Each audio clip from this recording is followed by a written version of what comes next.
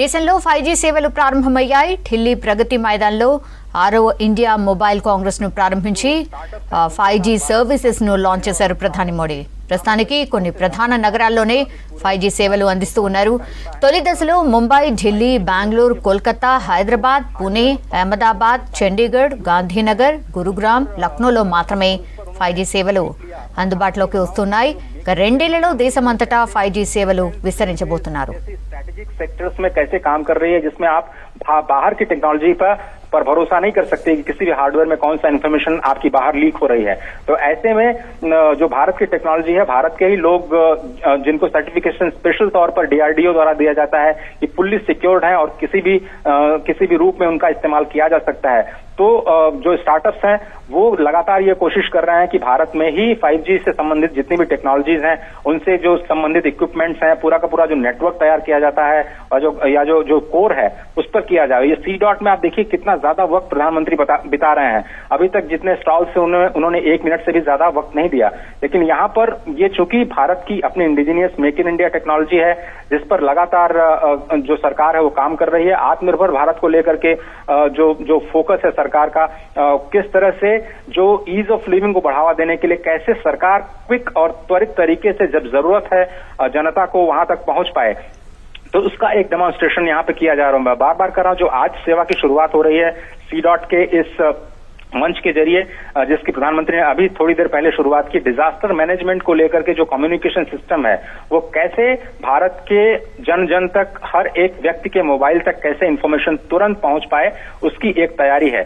इसके आगे चलते हुए भारत को विदेश की जो कंपनियां हैं उनके साथ भी जो टेक्नोलॉजिकल एडवांसमेंट है उसको भी लेकर के आगे बढ़ना है। इस वक्त जो आप देख रहे हैं, जो तस्वीर आगे जाकर के आप देख रहे हैं, उसमें जो यूजर केस है, मैं आपको बार बार इस बात को रेखांकित करने की कोशिश कर रहा हूं कि जिसका यूजर केस जो है वो एग्रीकल्चर में सबसे ज्यादा दिखाई दे रहा है, हेल्थ केयर सर्विसेज में दिखाई दे रहा है, एजुकेशन में दिखाई दे रहा है। और इसलिए ये बहुत जरूरी हो जाता है ये समझना कि कैसे 5G का इस्तेमाल हमारे आम जनजीवन के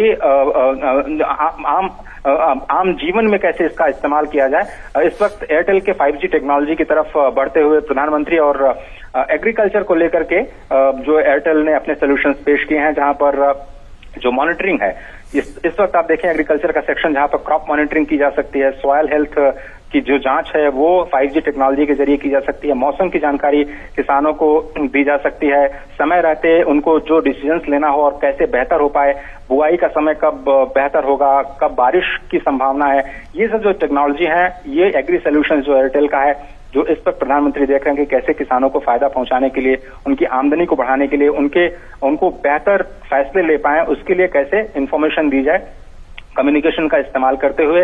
तो ये एग्रीकल्चर सॉल्यूशंस जो हैं वो इस वक्त आपकी स्क्रीन पर दिखाई दे रहे हैं, जो प्रधानमंत्री इसका अवलोकन कर रहे हैं। बिल्कुल, और बहुत ही महत्वपूर्ण तस्वीरें ये, और बता भी रहे हैं हमारे सहयोगी अजय किस तरह से 5G सर्विसेज का एग्रीकल्चर में तमाम, चाहे वो डिजास्टर मैनेजमेंट हो या फिर एग्रीकल्चर हो, तमाम क्षेत्रों में किस तरह से स्मार्ट फार्मिंग आप देख रहे हैं। स्मार्ट फार्मिंग, अजय अगर आप बता सके, स्मार्ट फार्मिंग में किस तरह से 5G का यूज किया जा सकता है। భారత్లో 5G విప్లవం మొదలైంది. ప్రస్తుతానికి ఎంపిక చేసిన కొన్ని నగరాల్లోనే ఇవి అందుబాటులోకి వస్తూ ఉన్నాయి. ఈ 5Gతో ఎన్నో ఉపయోగాలు ఉన్నాయంటున్నారు టెక్నికల్ ఎక్స్పర్ట్స్. ఎంత పెద్ద సినిమా అయినా ఒక్క క్లిక్తో ఫోన్లో డౌన్లోడ్ చేసుకోవచ్చు. ఆన్లైన్లో దుస్తులు షాపింగ్ చేసేటప్పుడు మనం వేసుకుంటే అవి ఉంటాయో, ఫోన్లలోనే ఎలా ఉంటాయో అని చూసుకోవచ్చు. సో డ్రైవర్ లేని కార్లను తయారు చేయొచ్చు అంటున్నారు. మారుమూల ప్రాంతాలకు అత్యాధునిక వైద్య సేవలు అందుబాటులోకి తీసుకురావచ్చని చెప్తూ ఉన్నారు.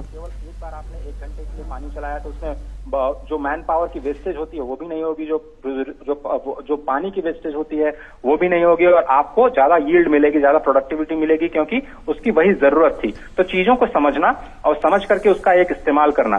एग्रीकल्चर के बाद में जो सबसे ज्यादा यूजर केस दिखाई देगा वो है हेल्थ केयर, और अभी हेल्थ केयर వరల్డ్ వైడ్ గా ప్రపంచవ్యాప్తంగా 4వ పారిశ్రామిక విప్లవంగా పిలుస్తున్న 5G టెలికాం సేవలు భారత్లో మొదలయ్యాయి. ఇప్పటికే అమెరికా, చైనా, దక్షిణ కొరియా, ఐరోపాలోని కొన్ని దేశాల్లో 5G అందుబాటులోకి వచ్చింది. అక్కడ ఈ సేవలు కొన్ని నగరాల్లోనే ఉన్నాయి. टेलीमेडिसिन की जो सुविधा है वो पहुंचाई जाए। इस वक्त जो आप देख रहे हैं वो करीब 50-60 लाख रुपए की एक वैन है जिसको तैयार किया गया है 5G टेक्नोलॉजी के जरिए, जिसमें अगर कोई भी पेशेंट आता है तो उसको सीधे रिमोटली डॉक्टर से कनेक्ट कर सकते हैं। डॉक्टर इमरजेंसी सेवाओं की शुरुआत यहीं से कर सकता है। लेकिन ऐसा नहीं है कि ये इतनी महंगी सेवाएं जो हैं वो गांव में कैसे जाएंगी, उसका भी एक सोल्यूशन यहीं पे दिया गया है, जिसमें एक लो कॉस्ट सोल्यूशन बनाने की कोशिश की गई है। एक छोटी सी वैन के जरिए ये समझाने की कोशिश की जाएगी कि कैसे आप एक हॉस्पिटल कंट्रोल रूम పాత 4G smart phone 5G network ను కూడా అందుకుంటుంది. కానీ హార్డ్వేర్ సాఫ్ట్వేర్ పరిమితుల వల్ల కొన్ని ఫోన్లు 5G సేవలను పూర్తి స్థాయిలో అందించలేకపోవచ్చని అంటున్నారు నిపుణులు. సో 4G ఫోన్ 5Gకి సరిపోతుందో లేదో సర్వీస్ ప్రొవైడర్ ను సంప్రదించి తెలుసుకోవచ్చు.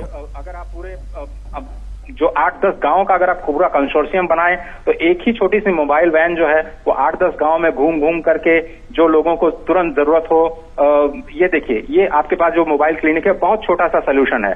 ये पूरा का पूरा जो उसकी कॉस्टिंग है वो 7-7.5 लाख की कॉस्टिंग आती है, जिसमें आप जो प्रधानमंत्री के राइट साइड में आपको एक apparatus दिख रहा है वो जो माताएं होती हैं उनकी पल्स जब वो गर्भवती होती हैं उनकी स्थिति नापने के लिए है।